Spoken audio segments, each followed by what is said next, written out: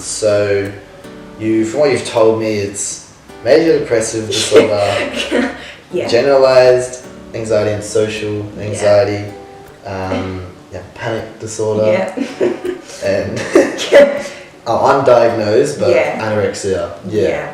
So I guess bit of a list. You got a good rap sheet there. You beat me, definitely. Not this competition. No, there's a competition. But I guess do you know which one I guess started first? Did they all kind of, it was like a domino effect or like, I think like looking back into my childhood, there were definitely moments when I experienced anxiety, but I just didn't have like the words to communicate what it was. Like I remember back in primary school, we would go and do reconciliation at church, and I would get so anxious to talk to the priest. And that's kind of something that's gone through my whole life, being anxious with like church, and that's for other reasons we'll get to later. But I used to be so anxious to talk to the priest, and I would like cry and beg my teacher to be like, please, like don't make me go speak to the priest and confess my sins. And the teacher would be like, why? And I'd be like, oh, I'm just really nervous. And she'd be like, okay, it's just the priest, you're literally 8. So there's times like that where I can look back now and be like, oh, that was definitely anxiety. But for the most part, when I was a child, like I was pretty outgoing, like I did a lot of drama and acting and really enjoyed it. And I didn't really, I don't know, have much social anxiety. Like I didn't really have that many friends, but I was just chilling. Like I was you're all good.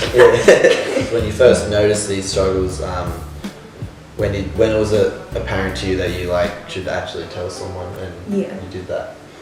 So probably in like year 9 was when I first started being like, ooh, that's anxiety. Like I would go into exams and like just have panic attacks in the classroom and just like sit there and I don't know. People who went to school with me, I don't know if they remember, but like I would be so disruptive, like crying and hyperventilating, that I would have to get taken out of the classroom and have to like go sit the exam somewhere else or get something else sorted out. So that started happening in year 9. So I was 15? 15. And so I was kind of like, oh, this isn't normal, and it's kind of affecting my whole schooling. Because obviously sitting exams is a part of your schooling, and a lot of my anxiety first came from like I guess performance anxiety and having a lot of pressure on myself to like perform well and like but then year 10 was when I was 16 was when it like got really bad, and I just literally could not sit exams. Like I just physically was unable to. And I was like, this is not normal. And year 10 was then kind of everything started happening, like the depression and everything else. And so I was kind of like, ooh, better, you know. And my teachers and stuff were like worried about me, and so and like obviously my parents kind of knew, because the school had to speak to them about me not being able to sit exams and stuff like that. So I started seeing a psychologist in 2017. And I would speak to my parents about what was going on, but not like the whole extent of what was going on. And I was very like private about it with my friends. Like I only really started opening up about my mental health to my friends in like the past year-ish. Like they knew I had things going on, but it's so you kind of would see other people, and like for you you're like, oh yeah, it's normal, but then you'd see other people and they weren't like that, like they weren't over stressing like you were. So like I don't know, me being like a high achiever and a perfectionist has always been a thing. Like in year 7 and 8, when I was like could sit exams fine, like it would just be a normal amount of anxiety, and I'm like, oh well, this is just normal, like everyone feels pressure to do well in school. But it was when the point came that I was like breaking down during exams, and there were people, like other girls in my class, sitting there kind of like, what's going on? That was kind of when I was like, and then people started like asking me after class or after exams, like, oh, are you okay? And I'd be like, oh my God, that is so embarrassing, because I hate like crying and getting emotional in front of people. So I just, that was when I was kind of like, this isn't normal, and other people don't actually feel like this. And I would talk to my friends and I'd be like, I'm one of those annoying people where it's like, I got 90% on this exam, like I'm so bummed. And my friends would be like, okay. And, and I'd be like, I really just wanted 100%, like I just wanted it to be perfect. So some breaking points you mentioned, obviously 2017 and 2019. I guess briefly go into what caused those, or like, kind of what led up to that. So 2017, that was kind of when, I don't know, I just felt like my world was completely spinning out of control, and I just had no control over anything. First of all, just like, going to school made me really depressed, because, I don't know, I kind of felt like I didn't belong, like I only had one close friend, and everyone else I kind of like kept at arm's length, and they didn't really know what was going on, so I felt like I couldn't actually be myself or like open up, so I just kind of felt, I don't know, really isolated. Like I would walk to school and I would just cry, because I knew that I was going to school. And I just wouldn't want to, get out of bed or do anything. And so that's obviously depression. I'd kind of been living like that for the first like 6 months of 2017.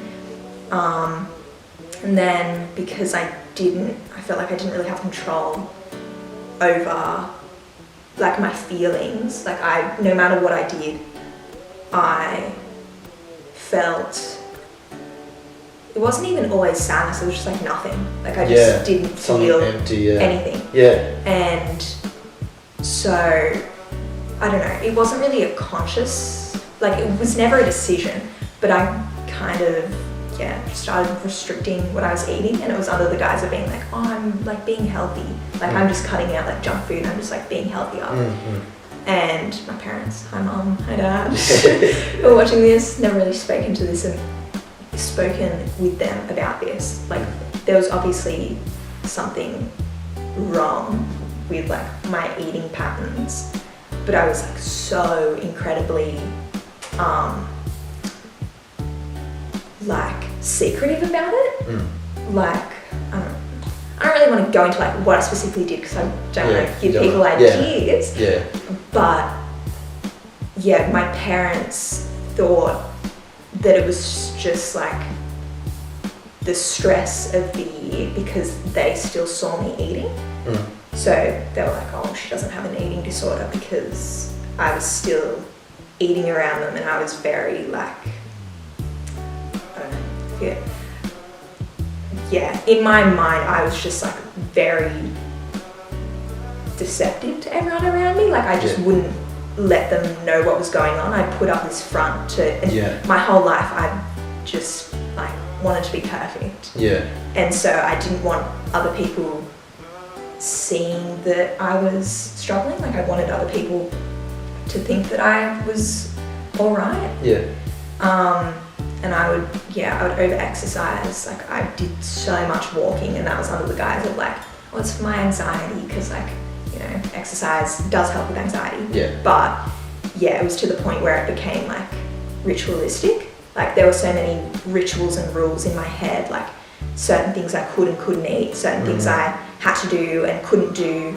And if I did something that I wasn't allowed to do in my mind, like I would punish myself for it by doing other things. So that was happening on top of the depression, and then like the panic attacks were getting a lot worse as well. So it was kind of just, and I'm such a person that I don't know my limits. Like I'll just keep pushing myself until I break. So it came to a point at the end of 2017 where I just couldn't do it anymore. Like I was so malnourished that I don't remember much of 2017 because my brain was not functioning. And like I would get into an exam and I wouldn't actually be able to put words to paper because I couldn't actually form thoughts. Like I couldn't form coherent sentences. And I literally had meetings with my teachers who, like, I went from getting like A's to getting C's and D's, and I had meetings with my teachers and I was like I don't know what's happening, like this isn't my best work, like you've seen, like you've known me for like 4 years, I don't know what's happening, I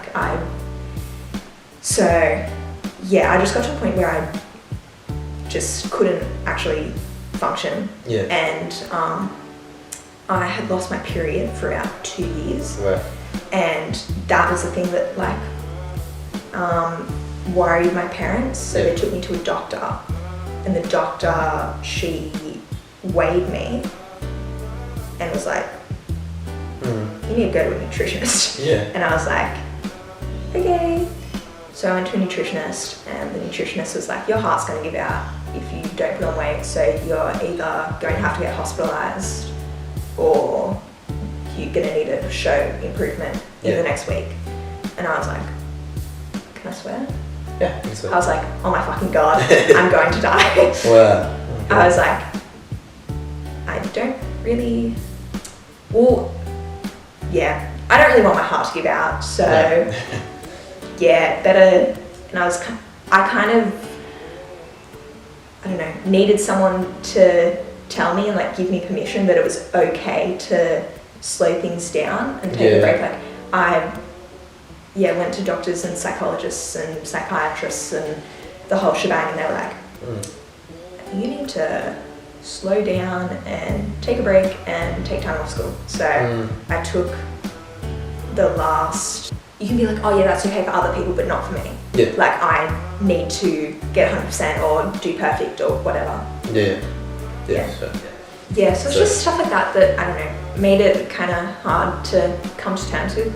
And even now, I don't know, still I think I'm tricking myself because, I don't know, I've always been like very straight passing. Like in high school, I feel like people, I don't know, wouldn't have thought that I was anything other than straight. Even though people would be like, oh, who's your celebrity crush? And I'd be like, oh, Bella Hadid. And they'd be like, oh yeah, she's so pretty. And I'm like, no, but like in a gay way.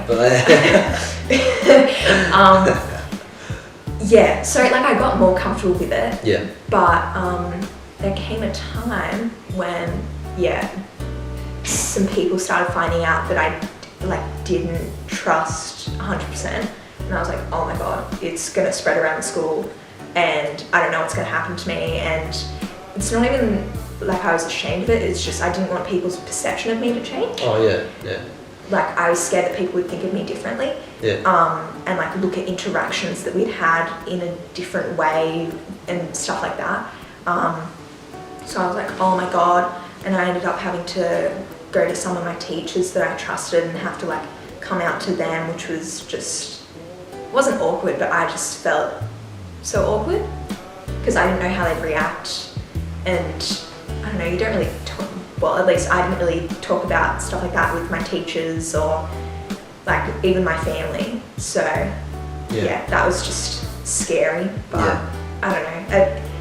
Now that I'm out of school, I don't know, I think I've come to terms more with like being who I am and people can take it or leave it. I don't know. Yeah, school is like this bubble. So you think everything matters there. And logically I knew that it didn't, but I don't know, it just felt so much more daunting for some reason. And now, I don't know, I feel like I can just more be who I want to be. But that's good. I think that idea that, well, like your teacher said, it's between a man and a woman, marriage between a man and a woman. I think it would make you think that, oh, it's too much drama being a lesbian or going having a relationship with a girl. I may as well just go to this side and just deal with that, you know? Yeah, but like you can't help who you have feelings for. Yeah. Like, and then you start feeling guilty, and it's like, oh, I shouldn't be feeling like this. Yeah. But you know, like, however you're feeling is valid, and it took me, I don't know, a while to realise that and stop playing tug of war in my head. Yeah. Trying to like pick a side, that's another big thing. Like people being like, pick a side, like choose girls or choose guys. You have to decide right now. But it's just, it doesn't always work like that. Like sometimes you just like people for who they are. They happen to be a boy or happen to be a girl. So. Yeah. I kind of have my own struggle with that. I haven't really told anyone about it, but I think it's good to talk about because I think everyone has gay thoughts. At some point questions there. Questions, and it either gets brushed off or it turns into something more. For me, it's kind of been there for a long time, and I've kind of had it's been very confusing.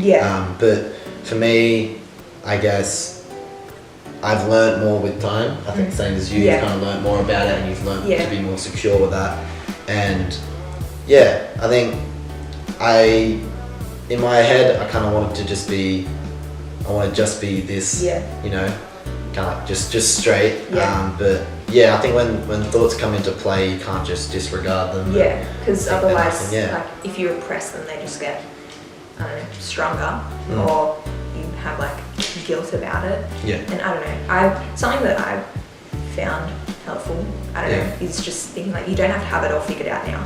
Oh, like, of course, life with, like when I was younger, I felt like I needed to know and be like decisive. But like it's okay. I don't know. I'm so young, so I'm gonna have all this life ahead of me, and I'm gonna have so many people that I'm gonna I don't know fall in love with or speak to. So it's like, you know, I don't need to worry about all of that now. Just play out. With everything that's been going on, how is the support from the friends and family? I'm really close with both of my parents because I'm an only child, so they've always been people that I can rely on, and they've been really supportive throughout the whole thing. And same like with my friends, I've got a couple close friends that, you know, I talk to about my anxiety and depression and stuff like that. So that helps. And I don't know, when everything kind of like first started in like when I was like 15, I don't know, I was hesitant to go to my parents or my friends because I didn't want them to worry about me. And I also thought like they wouldn't really get it. But like that's okay. Like, people don't always have to understand to support you. Like I thought, oh well, I don't know, like my parents, you know, like grew up in a different generation, so I don't know if they'll understand how I'm feeling or be accepting of it. But you know, they don't have to be there and be supportive and say like, I love you, I'm here for you.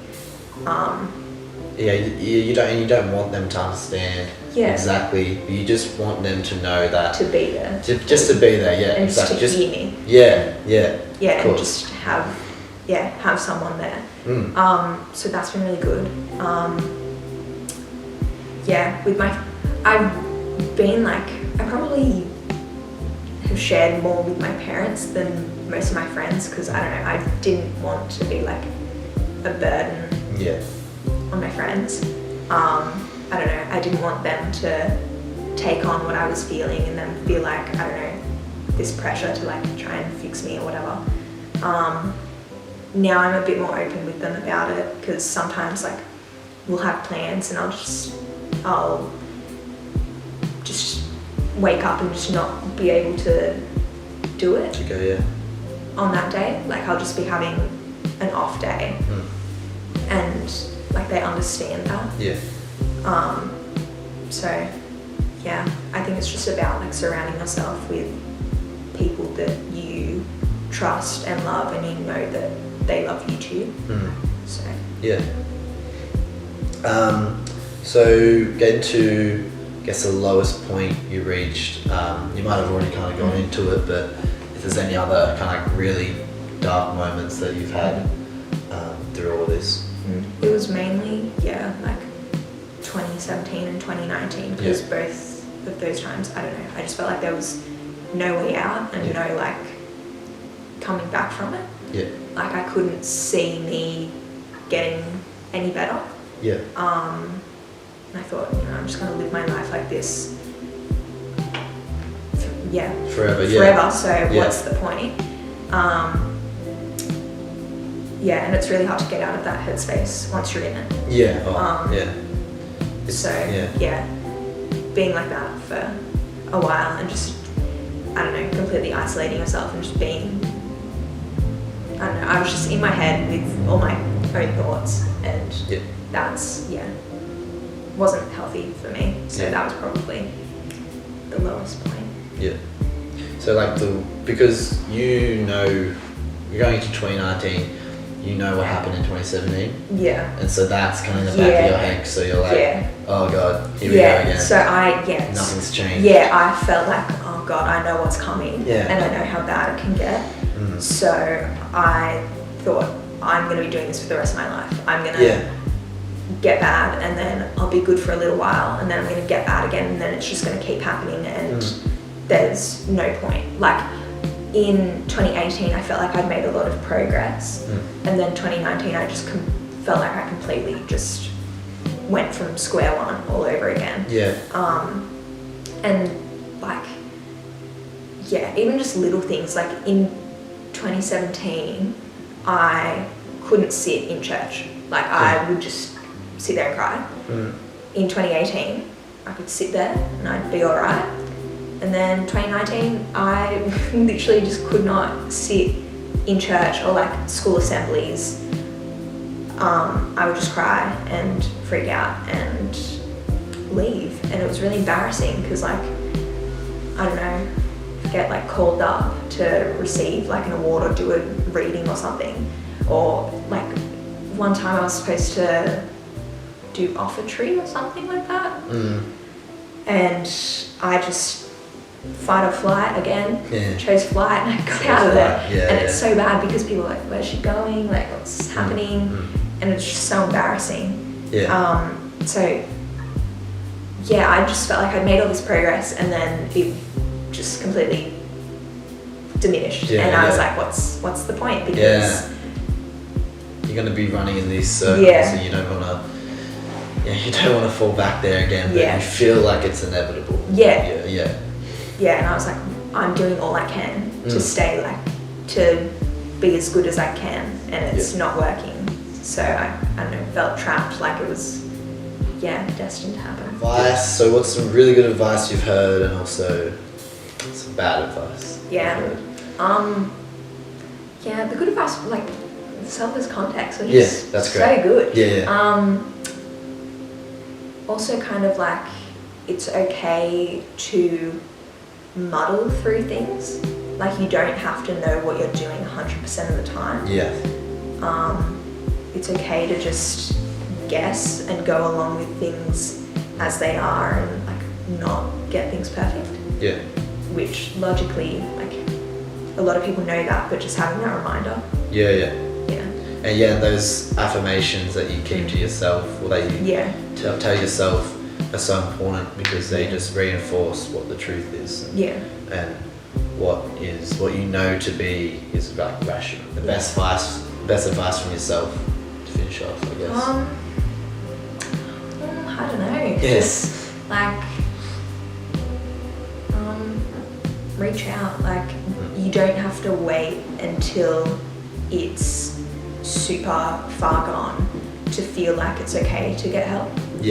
Like, I don't know, I felt like a lot of my early anxiety and stuff, I didn't address it because I was like, oh, well, it's not that bad. Yeah, it's just... And yeah, people have it so much worse, and like felt guilty, and like I wasn't, I don't know, like bad enough. But yeah, just knowing that like you're the top priority, and to seek help no matter if you think that it's a tiny little thing or if it's something that you can't manage. I don't know, just nipping it in the bud. That's the thing. That's the key. Yeah, and you got plenty of time as well. Yeah. There's many years ahead. Yeah, like you're still a young adult, yeah, still like a teenager in a way. Yeah.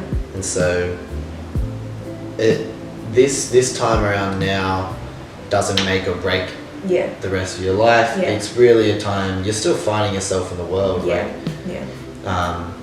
And a great one I always love and I'll constantly say is to swim, instead of drowning, to try things and to just knowing what I know, because like your mind is intended to keep you safe, and if your mind is telling you to go for a run and you think that's like, oh, get out of here, it's more telling you to be like, no, I want you to be healthy. And so start to understand that self-care is swimming in the problems instead of just letting them happen to you. Yeah. Sweet. Thanks. Thank you for watching. Thanks. Hope you found something good from this. Thank you for coming on. Yeah, no worries. I appreciate it. Did well. And hope you guys have a good day. Yeah, see you. Bye.